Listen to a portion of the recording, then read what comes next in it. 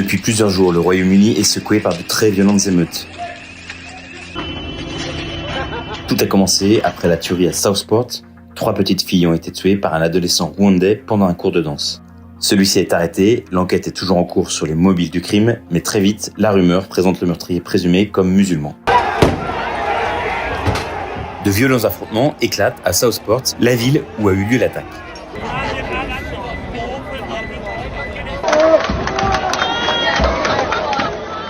Une mosquée est prise pour cible. La police soupçonne les manifestants d'être liés à la Ligue de défense anglaise, un mouvement d'extrême droite.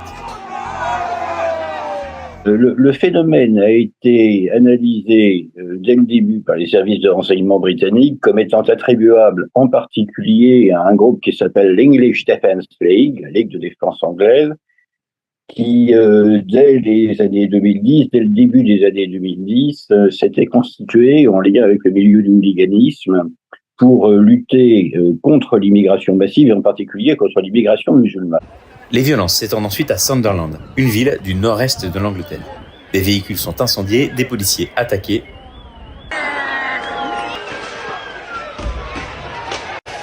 Depuis samedi, les émeutes s'étendent dans toute l'Angleterre. Plusieurs policiers ont été blessés. Des heurts ont éclaté entre groupes anti-immigration et des contre-manifestants.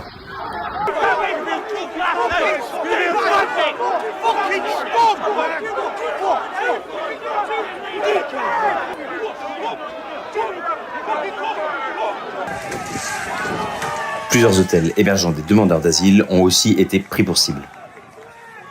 L'organisation apparaît comme étant très décentralisée puisqu'on a des émeutes dans un nombre assez impressionnant de villes qui sont d'ailleurs principalement des villes populaires, des villes de la population ouvrière de l'Angleterre, d'Irlande du Nord aussi dans une moindre mesure.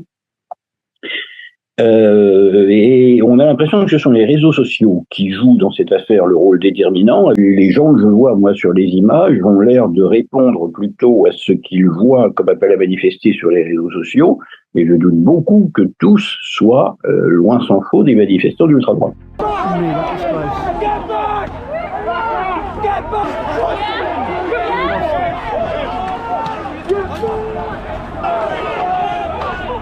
Face à la propagation des violences dans le pays, le gouvernement anglais a assuré de son soutien aux policiers et qu'il serait ferme contre les auteurs de violences.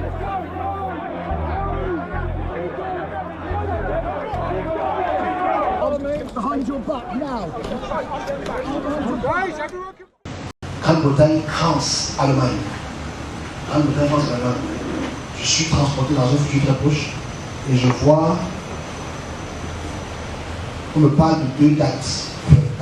L'intervalle de 2 dates, c'est le 16 ou le 17. C'est vraiment juin à juillet, pendant la période des JO.